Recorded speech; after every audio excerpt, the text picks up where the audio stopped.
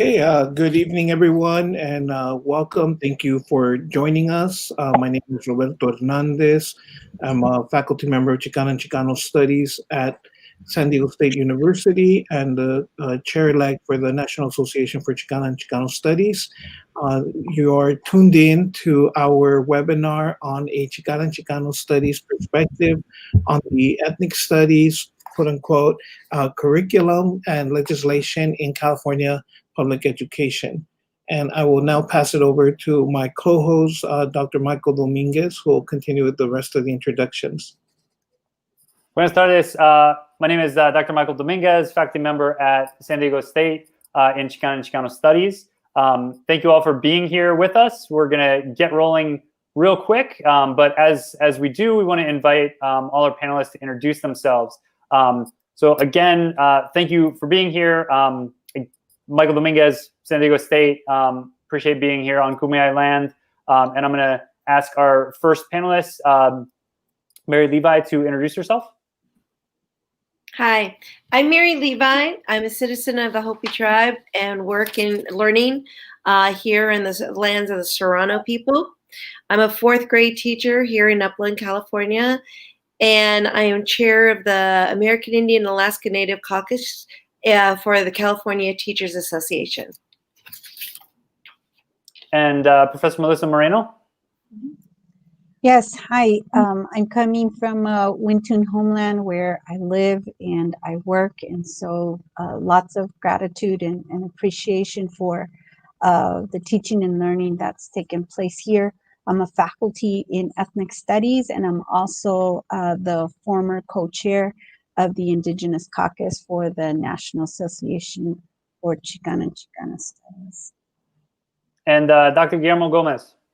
Guillermo Gomez. I reside in the central land of Kumeyaay land, occupied territory known as San Diego. I'm an ethnic studies teacher for Lincoln High School in San Diego Unified. I'm one of the former curriculum writers for the first draft of the CDE model curriculum ethnic studies. Also a member of Unión del Barrio, Association of Educators, Ethnic Studies, Save California Ethnic Studies Organization, and many others. Thank you for having me here. And Dr. Lupe Carrasco? Not a doctor, Ms. Lupe Carrasco Cardona. I am the chair of the Association of Raza Educators. I'm a 20-year educator currently in the Los Angeles Unified School District. I am the co-chair of the 50th Chicano Moratorium Commemoration Organizing Committee, and I am also one of the co-founders of the Liberated Ethnic Studies Model Curriculum Coalition. Thank you. And finally, Professor Theresa Montano. I'm Theresa Montano. I'm a professor of Chicana and Chicano Studies at Cal State Northridge. I am a member of the California Faculty Association, where I chair the Teacher Ed Caucus and coordinate the work along with my colleague Melina Dula for AB 1460. And I'm also a co-founder of the Liberated Ethnic Studies Model Curriculum and a member of the Association of Raza Educators. All right, thank you. For all our viewers, thank you for being here, and you know, I hope you appreciate. We're going to hear from all of our panelists here more thoroughly in just a moment. To begin, I want to just thank you for being here on behalf as the FOCO representative for Knox SoCal. Thank you for being here, and just to go over our intention and our purpose for why are we here. As many of you know, AB 1460 was passed through the California legislature and now awaits hopefully a signature on Governor Gavin Newsom's desk. At the same time, the CSU chancellor system has released its own plan for what that might look like that sort of puts all of that effort into jeopardy. Similarly, there's renewed urgency because the K-12 level, for those of us who do work in education at K-12 levels, the efforts to move ethnic studies into those schools has also hit a snag in the form of a new ethnic studies model curriculum that was released that brings into question the very nature of what ethnic studies is. As such, what we're here today to do is to begin organizing our communities, our familias around thinking about like, what do we need to do and how do we need to raise our voices to ensure that ethnic studies remains ethnic studies. And Chicana and Chicano studies remains Chicana and Chicano studies. With that said, what we're going to do today is, in just a moment, I will pass it off to Roberto Hernández, who will give a quick background and introduction around the issues in the CSU system and at the higher education level. After that, I'll myself go over quickly those issues around the K-12 level. Following that, we'll go ahead and hear from our core panelists. Each of them will give some background and information on their perspectives on these issues and what we, as Knox members, as Ethnic Studies Now, as community members, can be doing. We'll take a few minutes, a good solid 10 minutes at the end to entertain questions that you can add in on Facebook or through YouTube.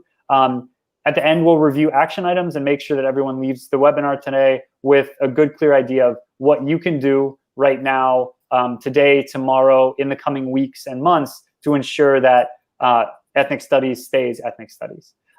With that, I'll pass it over to Roberto Hernández to give a quick background on the issues around ethnic studies and the CSU system.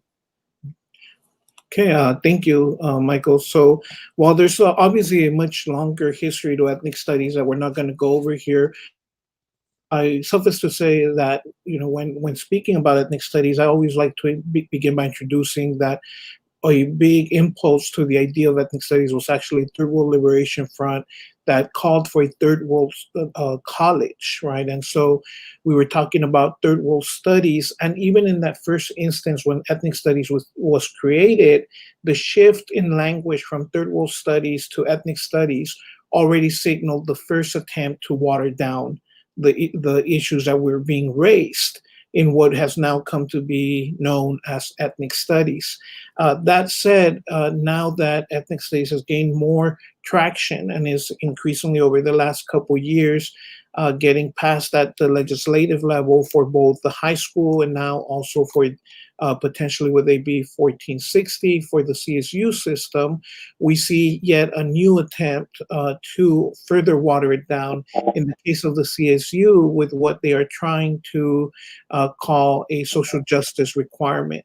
And what I mean by this is that, you know, we've been organizing the last several years, from beginning with earlier bills to the most latest bill, the Dr.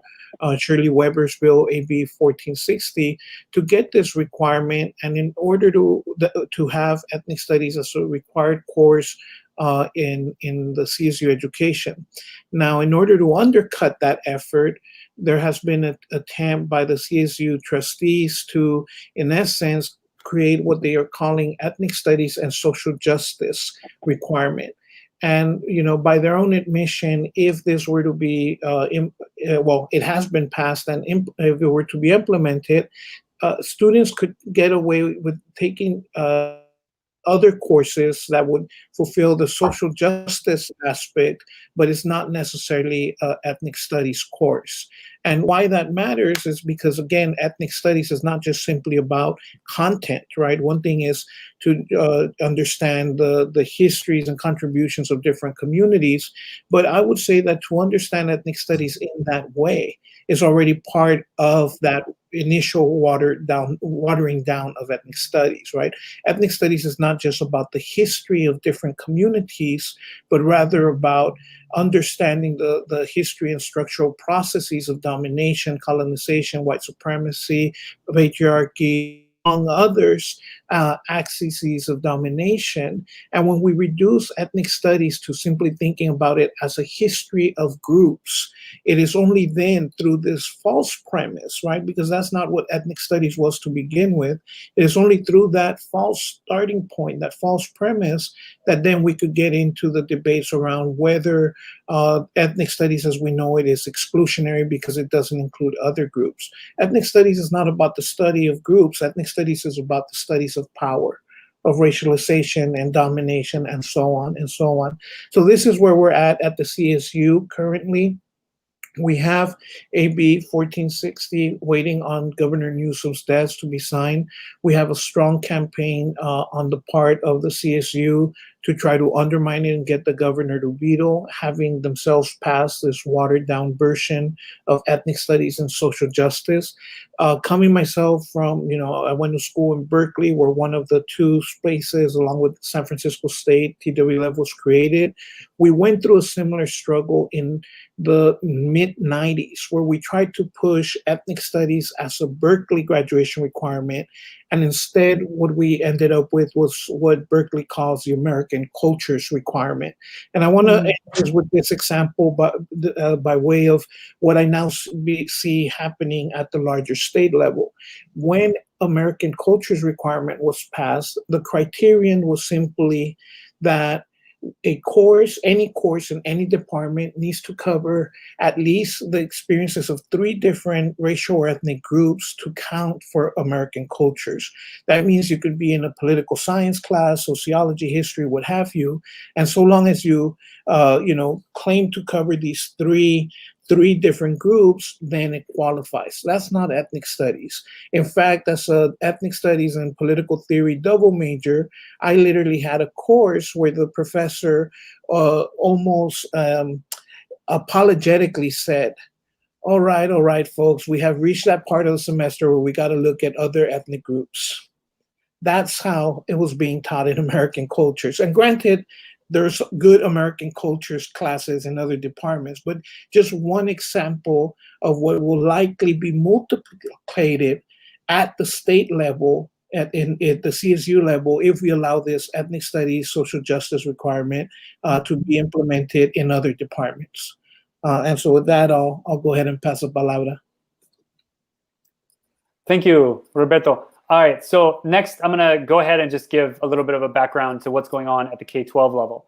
Now, the similarities between what's happening are very close. If we look at the K-12 level in California ethnic studies, we know that since actually it was AB 2016 was released in 2016, that was sort of the first efforts to move ethnic studies forward at the K-12 level in California in the legislative realm. And that actually allowed for the development of the original ethnic studies model curriculum. A great team of both academics and teachers worked on that for many years, and they crafted what was a very rich, very robust model of ethnic studies for the K-12 level that, like the Third World Liberation Front, like Gary Okahiro recounts, right, was focused on issues of power. That wasn't just focused on the sort of histories of 4 groups of people. It was not sort of this multiculturalist approach to things, but rather dug deeply into what we understand as, again, that questionably named field of ethnic studies. Now, that met considerable resistance in 2019. I'll let the panelists go into more of what happened, but after that resistance, that model curriculum was put on pause, as well as the bill, AB 331, was also put on pause, advancing ethnic studies as a graduation requirement across California. From there, what we see happen next is sort of a group of unknown authors. We're not entirely sure who wrote things, but were brought in to write a new version of that ethnic studies model curriculum. Now, to contextualize this, we know that in the past summer, right, the issues of racial injustice with the death of George Floyd, Ahmaud Arbery, Breonna Taylor have all become more and more aware, and in fact, in some ways, and I hate to say this word, but trendy for the general education population. Because of that, I think we are seeing now this uptick in interest in ethnic studies, but not actually a deep understanding of what it is.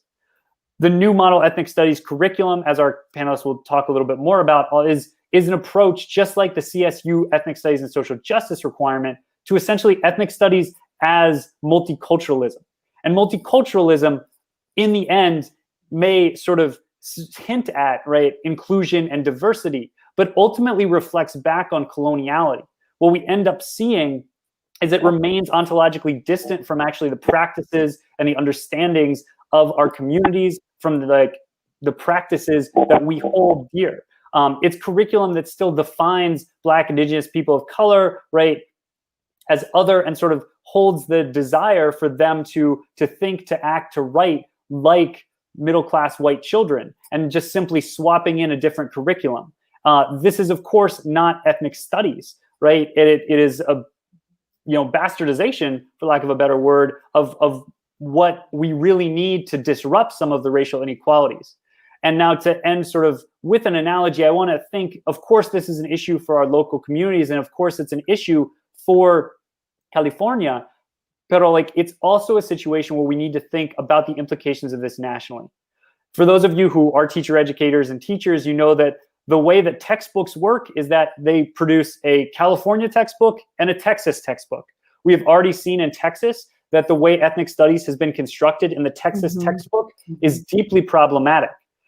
If we allow this sort of false misdefined notion of ethnic studies to advance in California, what we risk essentially is for ethnic studies not just be misdiagnosed and misdefined in California, but the potential for ethnic studies to be misdefined in textbooks, in curricula across the nation.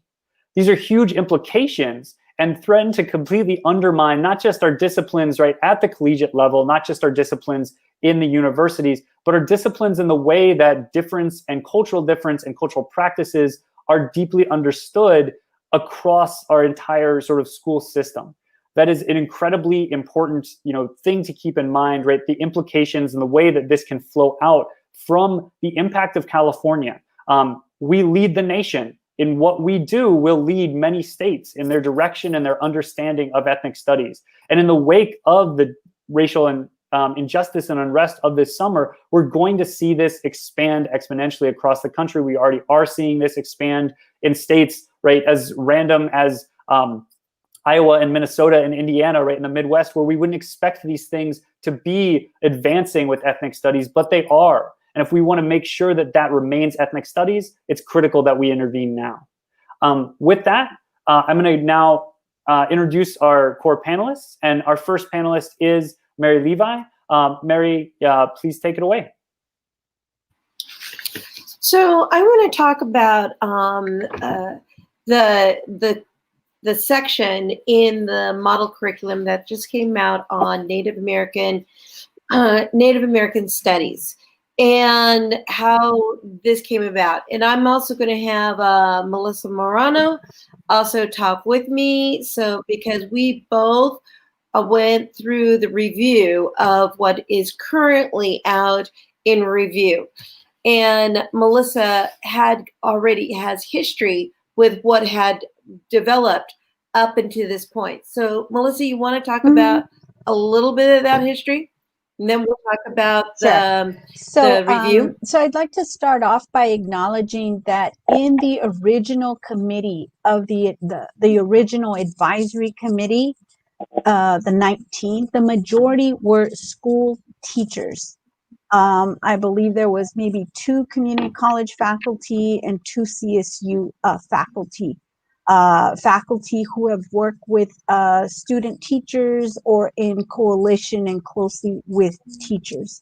And so in that first draft, in terms of what was different about this Native American study segment of the model curriculum was first and foremost that it acknowledged California Indian genocide. That was the first thing. It included the doctrine of discovery as a possible topic, and also the 18 unrecognized or broken California Indian treaties as well. So that was what was sort of like new, that had not happened in other curriculums. Now, I want to acknowledge that that first draft had its limitations. It definitely did not include the voices of California Indian teachers. The 19 former advisory committee members recognized that that was a draft and that there was much work to do. The California Department of Education basically discharged the group of 19 shortly after that first draft was released. Most of us have heard the controversy around that draft, but all that to say that the 19 recognized that there was work to do. Now, Mary and I, and also we have Robert Levi and also Browning who have been closely analyzing this second draft of the Native American Studies curriculum, and that is what Mary and I would like to share some of those analysis. Mary, would you like to start off? So in the Native American Studies section, they changed the name from Native American Studies to include Indigenous Studies. So then it became Native American and Indigenous Studies. The problem with that, what we found is that when you look at that, they also started putting in a lesson in there, which was on decolonizing your diet, which originally in the first draft, it was in the Chicano Latino section. So what happened to it was decolonizing your diet essentially diluted a lot of our native voices in understanding what the food and what how you got food. There was no mention of acorn, especially in California, which was a major issue. And but it didn't really go into your Native American foods. It went into more of your Chicano Latino foodways. And so even comparison and contrast, you're still, the pedagogy of the whole lesson in there was not rigorous. It was not there for especially Native American studies. So those were two of the issues that we had. Melissa, do you want to talk about another? Yeah, I just would like to add to that. And so part of what we're saying is that the Mesoamerican, Native American part was there, but not necessarily the North American Native piece to the lesson that was included in the Native American Studies section. And so in many ways, what's happened is that the indigenous part to Chicano studies was not recognized and was put in the Native American Studies segment to it, and in essence, it's more of a banking lesson rather than having the ethnic studies critical pedagogy piece to it, where you're scaffolding students to understand there are connections between Mesoamerican and North American foodways, but that lesson, the way that it's presented, doesn't actually help either of the Native communities, right, across borders, across regions. And so that's one issue. And then the other issue was it had another lesson on mascots. And this originally was in the first draft, and it came into the second draft, but it changed. It was revised. It was modified. It had a lot of what is currently in our issue is for today. It had a lot with the Washington team. It was it read more of a hot button item as far as, and not giving sustainable content in the lesson, that it would be long lasting as to why, what was the past, what was to get, what was in the future, where are we, and why is that such a concern? Melissa? I would say, like, ultimately it is missing the Native American frameworks, concepts, terminology. It's still reading like your traditional social science history framework, where you have the meta narrative or the master narrative sort of history presented. This is 2020. There's so many folks in schools and society that are more woke now, right? And that understand that it is important for us to reevaluate gold greed genocide and the whole history, especially in California native homeland.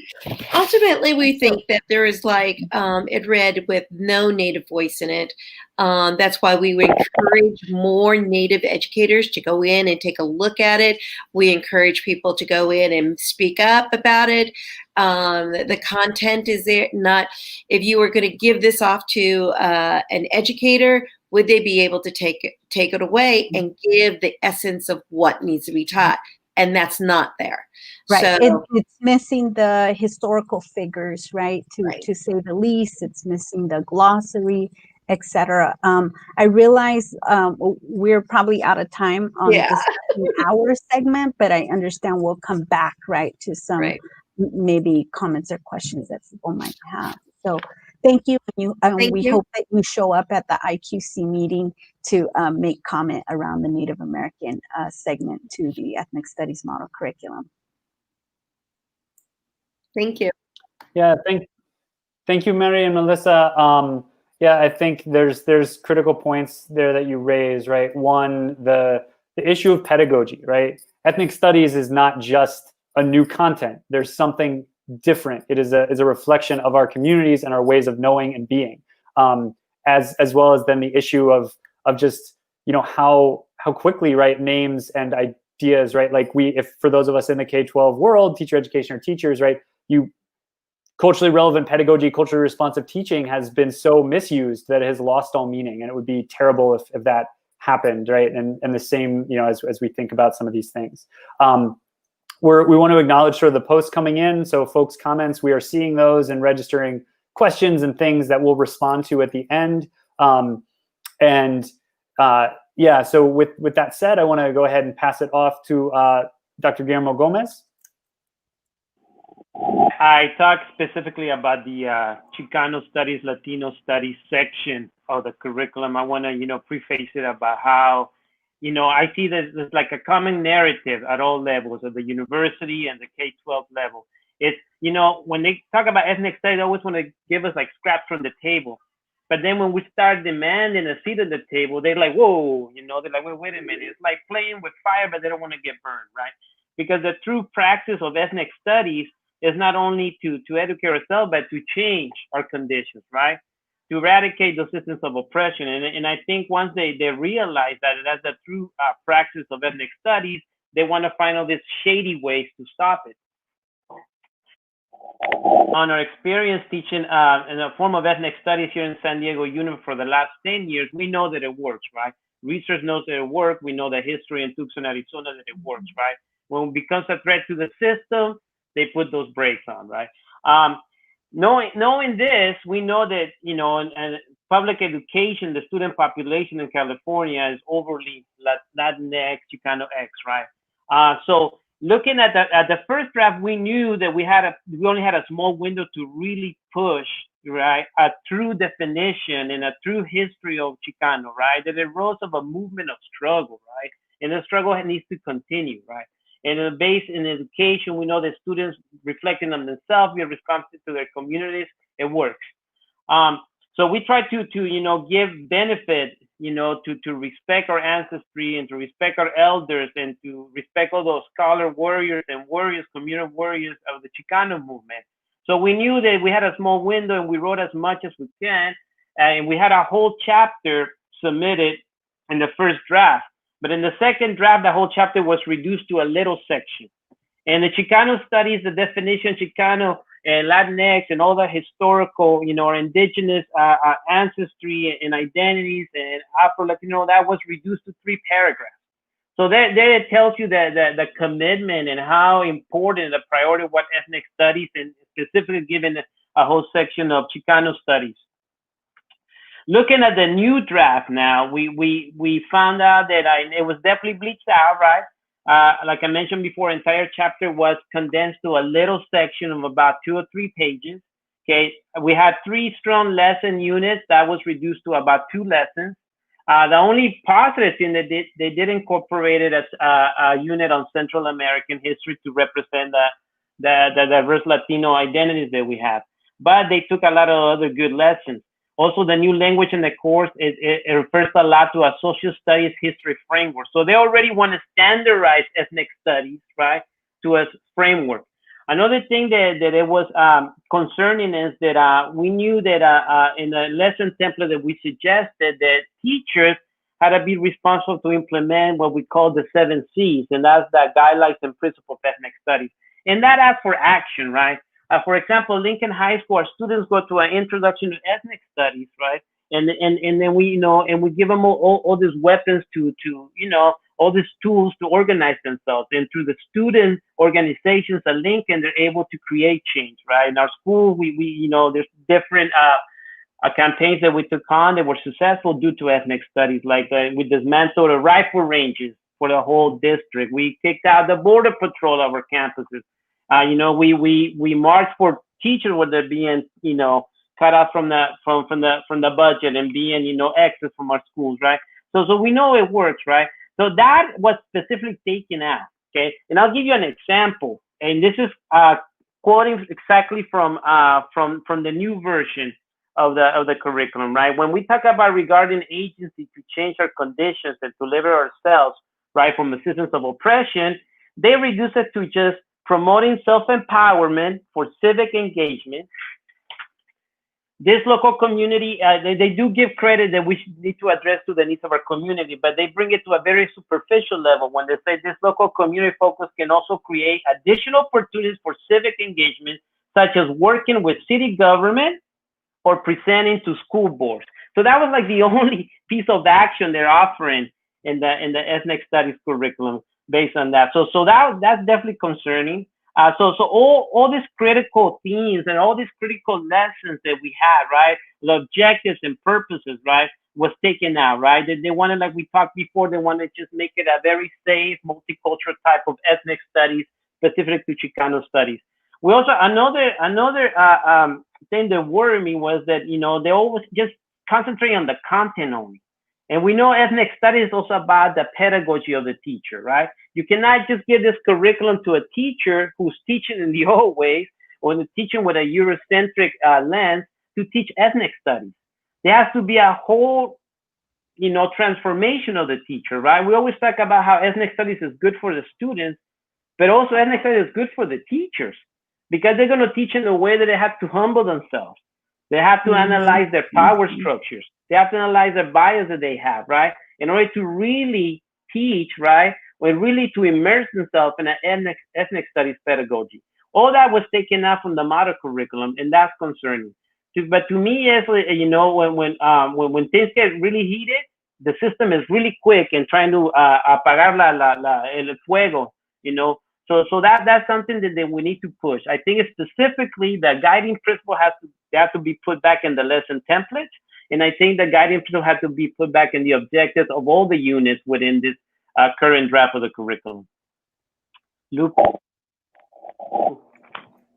Thank you, Guillermo. So just to bounce off a few things, I think one thing that Guillermo notes is that the more specific, the more you review the curriculum that is published, and you can offer when you reach out to legislatures, et cetera, for specific asks, like getting those C's back in there is critical. Also, just pull out from what Guillermo shared, right? Like the irony of discussing empowering students without attending to the conditions that disempower communities that he raised, and the reality that like ethnic studies and our identities as Black, Indigenous, and people of color are complicated, right? And the need that ethnic studies, again, is here to help us think the world differently, not just think it in those same frameworks.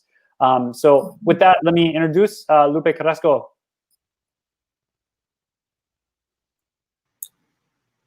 Hello, I'm coming to you from Tongva land, and I also work on Tongva land, and I just wanted to acknowledge that. But yes, so I was one of the 19 original advisors to the model curriculum, and as Profe Moreno said, Melissa said earlier, we were a part of this process. We specifically told them that we were not given enough time to do due justice. So although it was better, it was much included a lot of what we had provided. We had specifically said there wasn't enough time.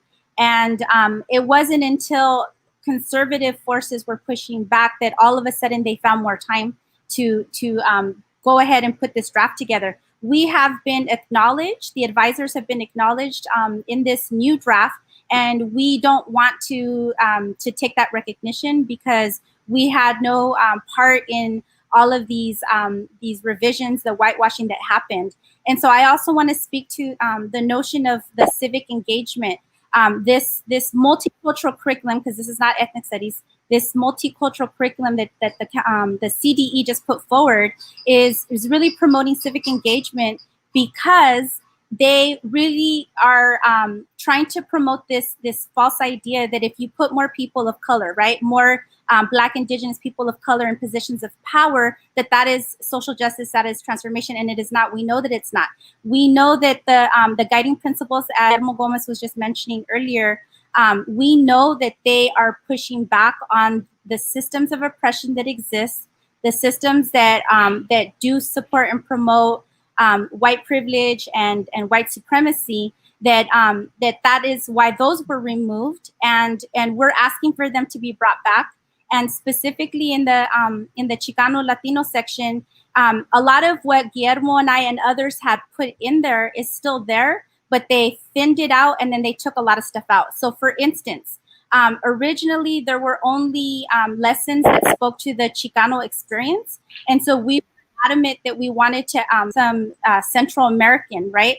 And remember that I said before that they did not provide us any time. They said that the legislative mandate did not allow more time. So we worked really hard to try to put something in there. So there was a Salvadoran experience, but it isn't the full, Central American experience. And even that, which was originally put in there as a unit, has been whittled down to be just like a lesson plan, which we're glad is in there, but it's not sufficient.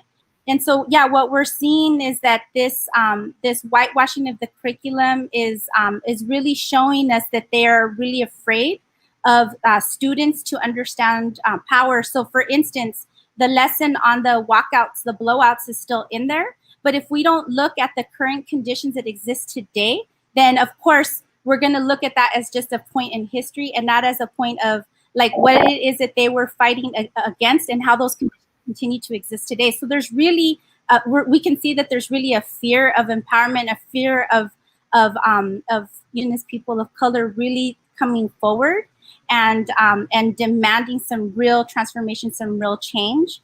And so, there are lots of other things in that Chicano Latino section that we're really not happy with.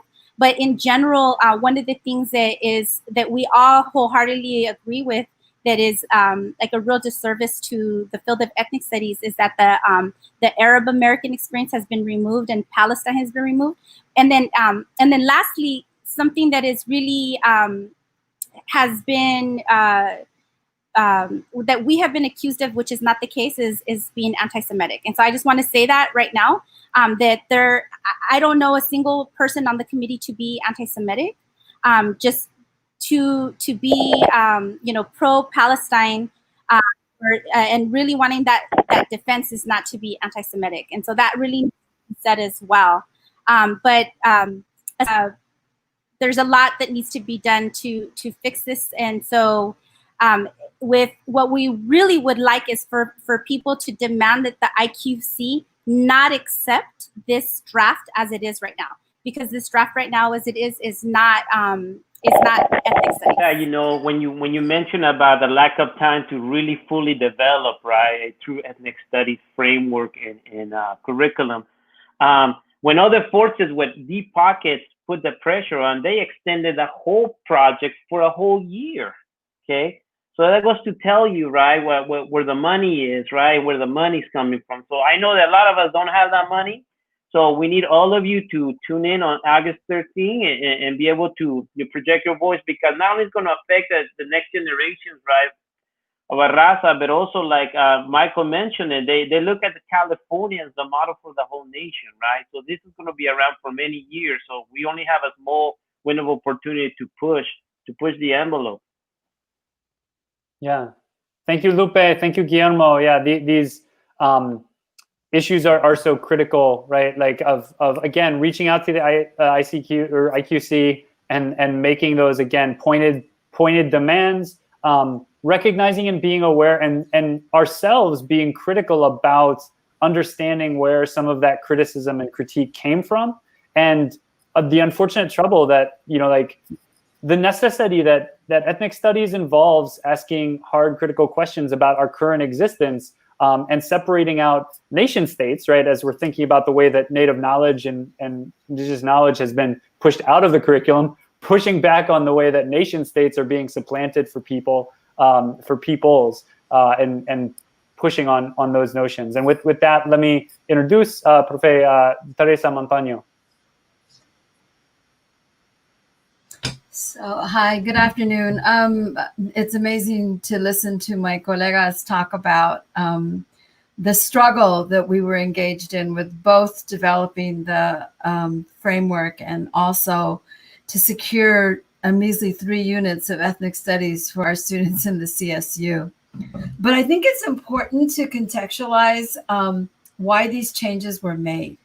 That is absolutely critical, because unless we understand that, then the idea that they included or left certain lesson plans and certain terminology could, in essence, be looked at as kind of a existentialist victory, in the sense that they left Chicano studies lessons.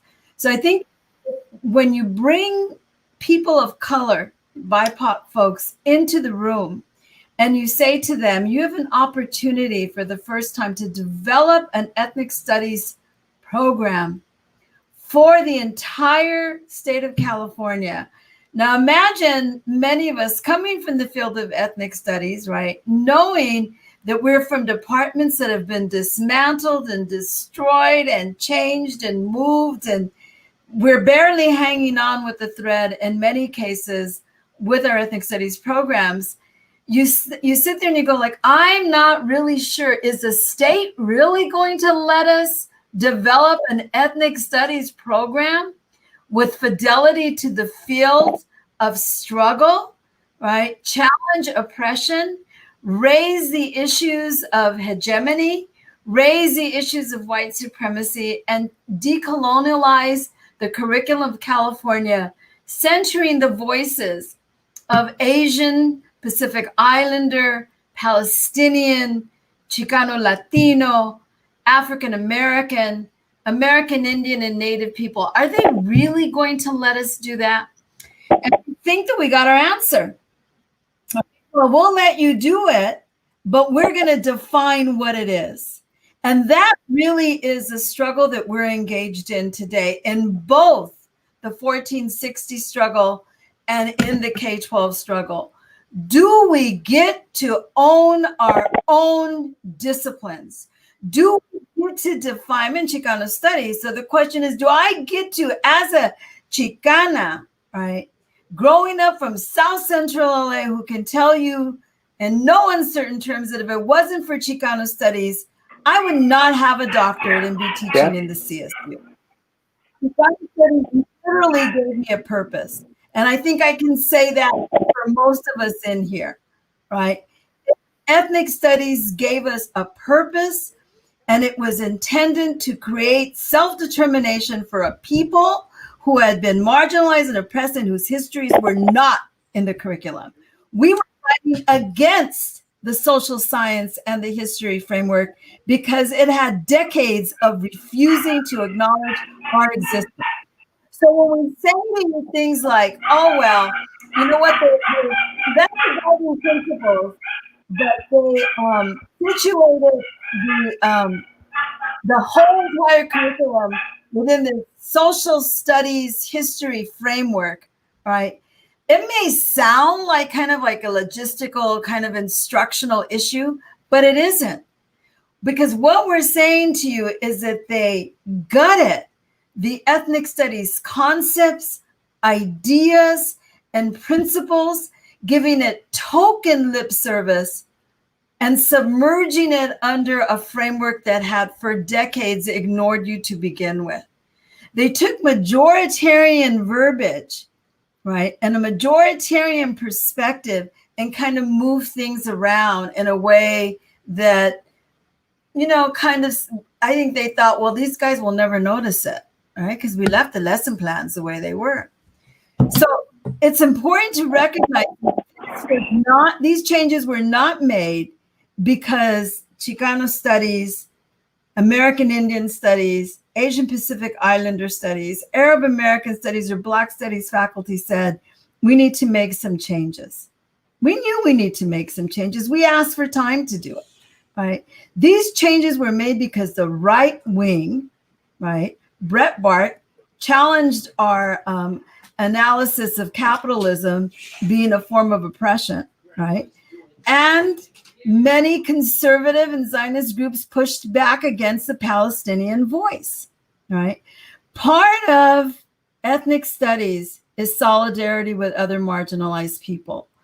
Without exception, everyone on the model curriculum said, yes, we need to center these voices in ethnic studies.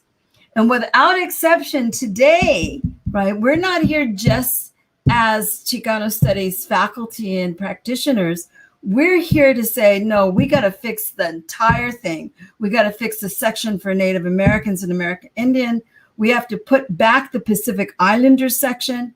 We got to make sure that the Arab American section is in there. And then don't just put it in there and say, oh, look, we gave it to you. There it is. Now you should be happy because all your lessons are there. No, you need to situate it in the epistemology, in the ideology, in the pedagogy, in the context, and in the communities we negotiate on a daily basis. You need to give us back ethnic studies. And if you can't, pues, we've been here before. This is our existence. Our existence has always been messy, teaching against the grain, working against the grain. We're going to continue to exist, whether or not we're given the blessing. Hopefully,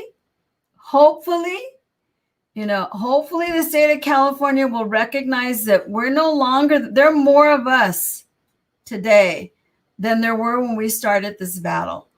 So hopefully they will at least acknowledge that they need to make the changes that we're talking about, not because we were the original authors, but because we're in this for the entire discipline. And then this is going to, it's either 1460 is going to determine what happens in K-12, or K-12 is going to, kind of shift over and have an emphasis on 1460. Either way, we need to be the ones to determine what that's going to be. So Thursday from 10 to 3, the IQC is going to be meeting to make a decision on your curriculum. There's a phone number. You go onto the website. There's a phone number that you can call in beginning at 10 o'clock. They're saying that there's no more opportunity to submit your feedback, but my suggestion is that you continue to flood the State Department with your feedback, because only if we stand up together are we going to be able to make these changes. We don't have the money. Guillermo's right. We don't have the political lobbyists. We don't have the ability to send one email to our colleagues and generate 18,500, form letters. But we got here because we demanded and we fought for this discipline. And that's the only way we're going to be able to protect what we have. Thank you, Theresa. I want to first acknowledge the comments. Thank you for those that are coming in. We're going to go ahead and start taking questions now, but I will, just to kind of wrap up some of the thoughts that panelists were sharing, right? It's important to understand that both 1460, or not 1460, but that CSU ethnic studies and social justice requirement and this new false ethnic studies model curriculum, neither of these were created with ethnic studies voices in the room. The Ethnic Studies Coalition of the CSU, right, the Ethnic Studies departments are against that Ethnic Studies and Social Justice curriculum, yet they still insist on trying to use that name. Again, understanding, as folks have noted, right, like the ways they continue to use Ethnic Studies model curriculum, even though they took it away from the Ethnic Studies authors. Understanding the way that in this moment, when, as folks have called it, right, the great awakening after the deaths of Breonna Taylor, Ahmaud Arbery, and George Floyd, right? Like the ways that, right, white power structures are using this opportunity to dilute and undermine real progress and change. and the ways that those are functioning. And so with that said, if folks have questions, we're going to ask that you please put them in the comments. We can check comments here. We'll try to throw some up on the screen like we're seeing now. But it's critical to note, right, like that, like these things, right, are happening, that, we need to engage with our political representatives, not elect or re-elect anti-ethnic studies folks, and be critical even of maybe members of our own community who are elected officials, who are voting for false versions of ethnic studies. We've got to have that like higher standard. And so we'll take questions now if folks have them. If they want to drop them in the comments section, we'll kind of try to scroll through here and see. Panelists, if you have any thoughts or anything you want to add, I'll definitely pose questions as we see them come up. But if any folks have any thoughts, please jump in now.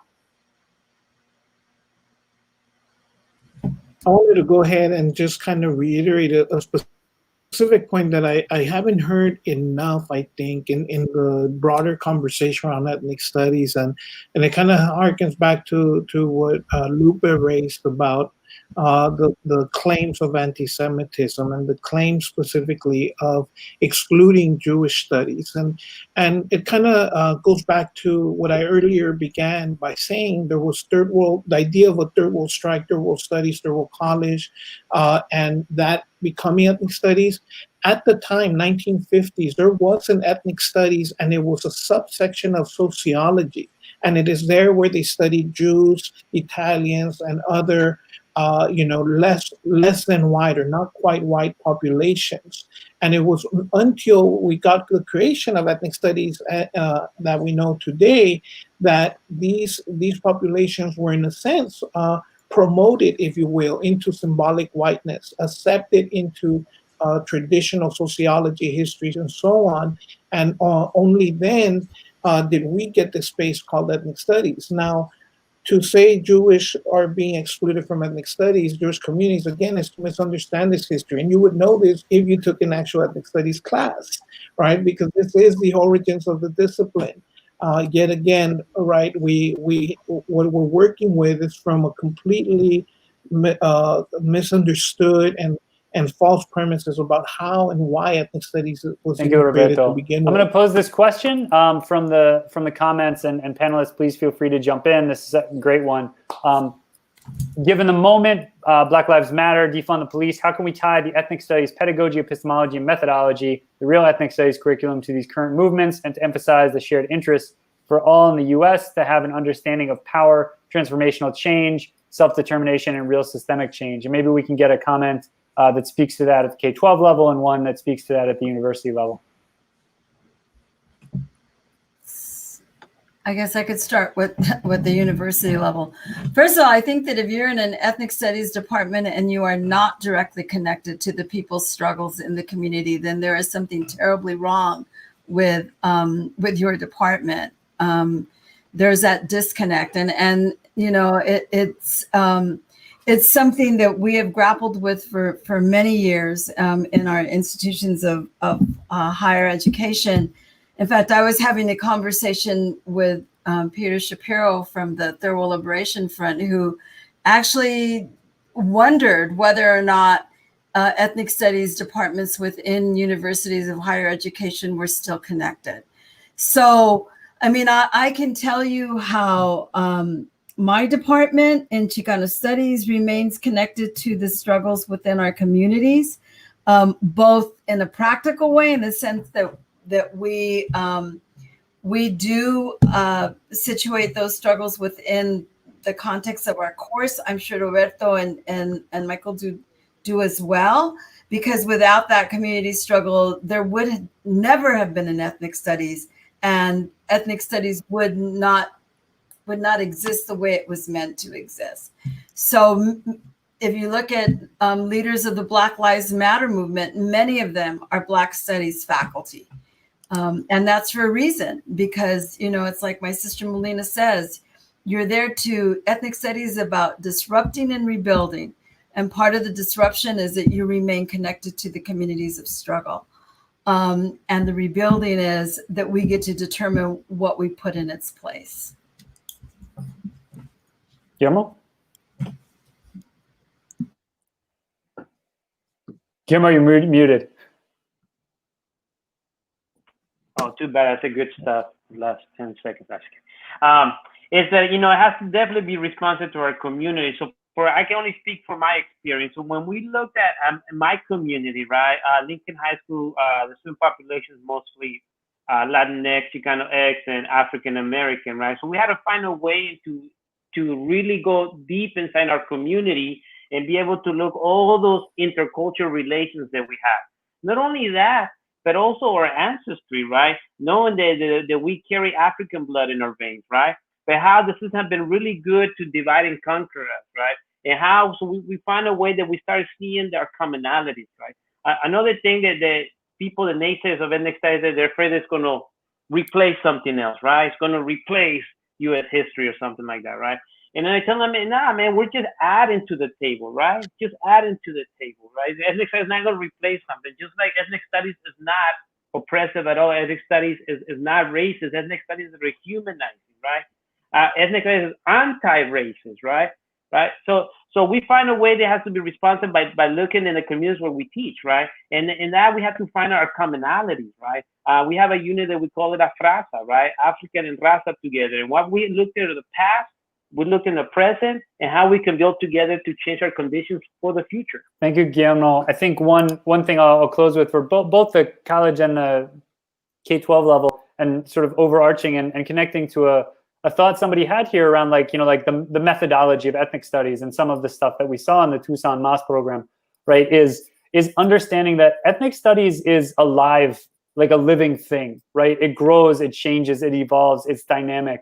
When we look at the frameworks of social studies, right, the reason why they are so difficult, the way that coloniality entrenches itself is because they're dead lenses on things, right? They don't move and evolve. And so as we think about everything that's happening this year, our curriculum necessarily has to change constantly. It has to constantly evolve. It is critical to be doing those things. It's critical, like as difficult as that is. And it's one of, again, the challenges of encouraging teachers to engage with ethnic studies, whether they're at the professor level or the K-12 level, is you have to change your curriculum. Things have to keep shifting. And we can't just settle for throwing facing history and teaching tolerance worksheets in front of kids. Those are, teaching tolerance discursively is not ethnic studies, because the ethnic studies must go beyond tolerance, right? So these things are incredibly important to do. And we have to think about, again, the methodology and constantly bringing in the events of our moment, because those are the things that our students are living with. Those are the things that are shaping their lived experiences and cultural practices. We had a question of who are the key people we should be targeting, if some folks could respond to that. QC members, for sure. There's people we need to target in order for them to send back this draft. So, and also to call back the advisory committee or true practitioners of ethnic study at all levels for them to revise this and make it an authentic ethnic study. I would say that concentrate on those members of the IQC, overflowing Tony Thurman's email box, right? With the comments that we make today, right? And asking him to put a stop to it, right? To do what's right and recall the true practitioners that worked on this for years, right? Or many months, and to put us together and be able to finish what we started.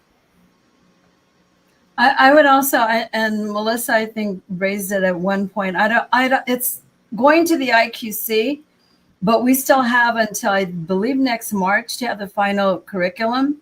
So my suggestion is that you also, Lupe put it in there, contact Linda Darlene Hammond, who's the president of the school board, and then the CD executive director, Shanine Coates. I would also say you contact your elected officials, because they are super influential when it comes to other elected officials, including the superintendent. And our elected officials, unfortunately, with very few exceptions, have not been that active or aggressive in making sure that that the model curriculum be in alignment with ethnic studies. In fact, we've had a few who still hold on to old school kind of ethnic studies folks that haven't been in the field forever. So my suggestion is that you leverage your elected officials and you tell them. to stand on the side of the original model curriculum committee, and that we can send you the talking points that they actually infuse more American Indian voices into the curriculum as well. But yeah, your elected officials will push back. If they push back, they are aiding the struggle. Melissa, you are muted.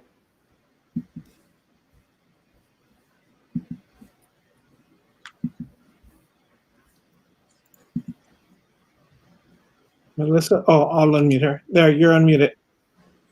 All right.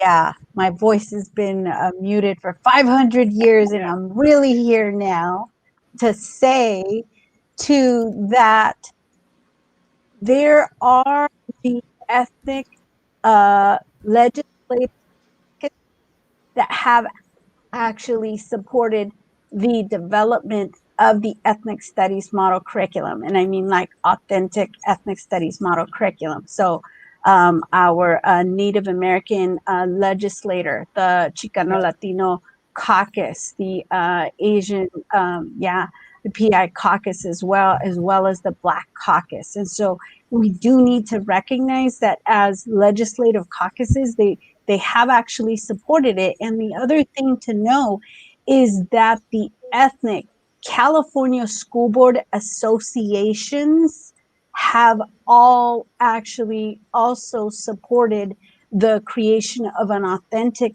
ethnic studies curriculum. And so in some ways, it is important to recognize that there are some legislators or officials that have actually been called the support of this of an ethnic studies curriculum that could be helpful, useful to communities of color, to Native American tribes, and the communities of color in our state in various regions. And so I think it's also important to recognize that this conversations we're not alone, but we definitely need the number in people to come out and represent, not just on Thursday, but your voice needs to be present all the way to March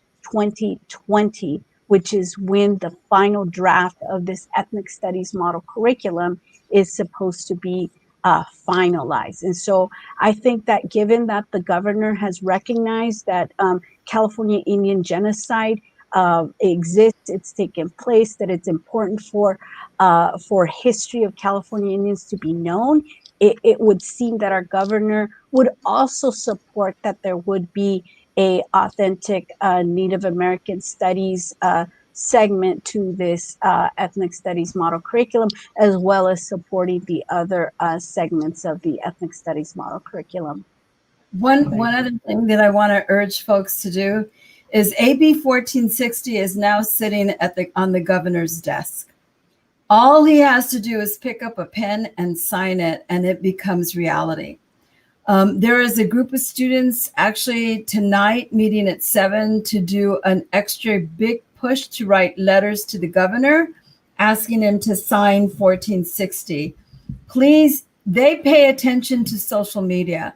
So if you put your social media and you say @CalGov, it will go to the governor. We need to get him to sign AB 1460. We need a victory in this, and we are this close. So please, he has about a week and a half to sign it. So please send your emails, your memes, your texts, your phone calls to Governor Newsom and tell him to sign AB 1460. Yeah, thank you. I think it's great, because Melissa did mention this, that there's been a number of national associations that have been coming out and supporting these push for the model curriculum, the original model curriculum for AB 1460. And this is precisely why we, as speaking in terms of NOTS and the National Association for Chicana and Chicano Studies, felt it was important for us, organized in the Southern California Focal, to host this forum today. We are working on also crafting a letter on behalf of the Focal and possibly on behalf of the national NOCs as well. But this is where we need any NOCistas out there that are watching this. We need you to act on it now. Yeah, thank you. We're just because of time, we're gonna move along a little bit. I wanted to touch on one last thing that was coming up in a couple comments, right?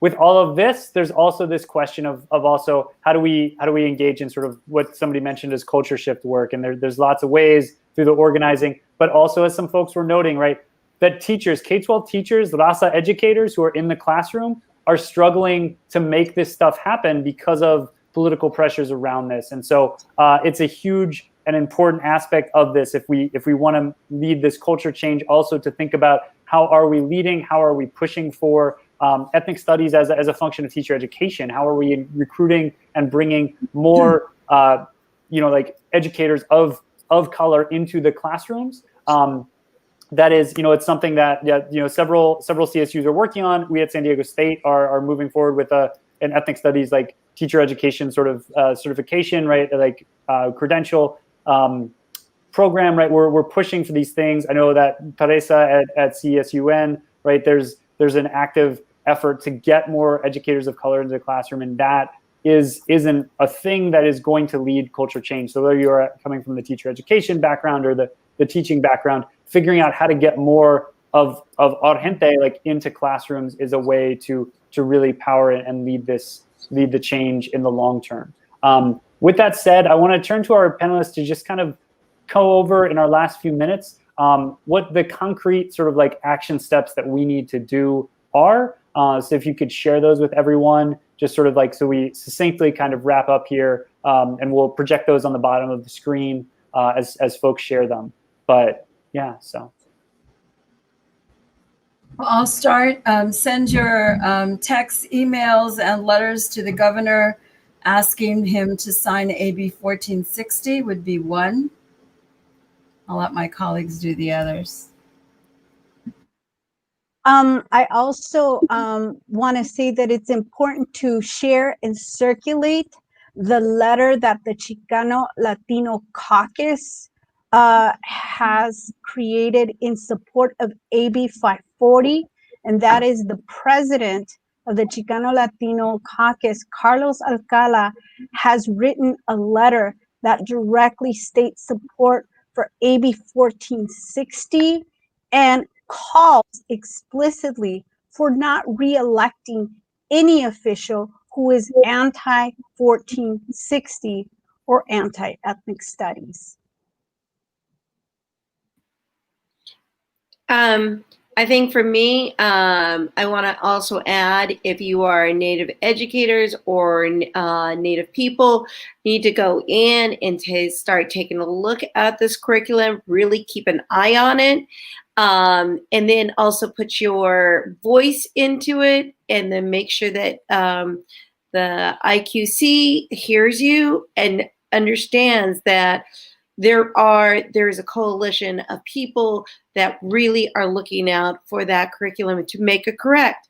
For far too long has our curriculum on Native people and Native students not been said. So we need to get that correct.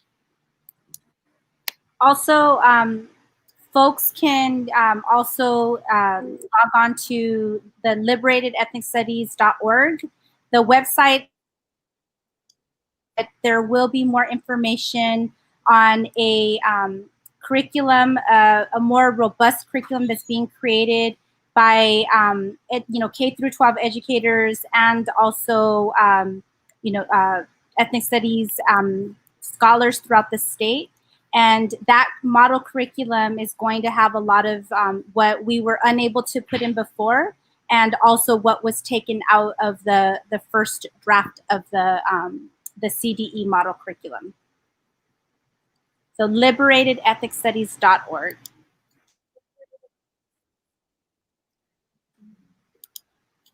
Yeah, and I think ultimately we're calling for folks to come out on Thursday to provide a public comment, if you can provide a public comment, and or to witness, to bear witness. I think that it is resting on the sort of the hands of the public for us to really participate, to note and notice that cultural knowledge is being contested right now. And again, it is 2020. There is so much miseducation that has taken place that we need to really work on really providing this generation and our future generations with the kind of cultural knowledge that is needed to be able to cooperate in solving some of the major issues and problems that we are facing now and that we will face in the future with Earth and with people. And so I think it's really important for us to do everything we can to be involved in contesting this this knowledge and being involved in what seems like a cultural war, and that many of us have benefited from the legacies of some of the people who have created ethnic studies, where literally some of our lives have been saved through ethnic studies and have brought meaning for us in doing the kind of work that we do in our families, in our communities, or in our tribes. Thank you. In the interest of time, we are going to kind of close up. I want to sort of just recap real quick. Reach out to Governor Newsom around 1460 now. Support the Chicano and Latino Caucus's letter around 1460. Make sure on Thursday you are there to speak back to the IQC. Get on the public comment list if you can. Keep that pressure on the IQC and the CDE until March. This is not a one-time thing. And be aware and support the Liberated Ethnic Studies model curriculum that's being developed. Challenge your local school districts to involve those, to accept that rather than sort of these, the false version that's coming forward. I want to thank our panelists, Mary Levi, Melissa Moreno, Lupe Carrasco, Guillermo Gomez, who had to step out, and Theresa Montano, as well as our Knox chair-elect, Roberto Hernández. So thank you very much. Again, I'm Professor Michael Dominguez, San Diego State, and the Knox SoCal FOCO representative. And we, muchas gracias, por haciendo, and when we hope you have a wonderful evening, and, stay engaged. More events will be coming. You'll be hearing from us more as we continue to organize to defend and make sure that what is not ethnic studies in California doesn't advance any further than it has. Okay, thank you all. Thanks.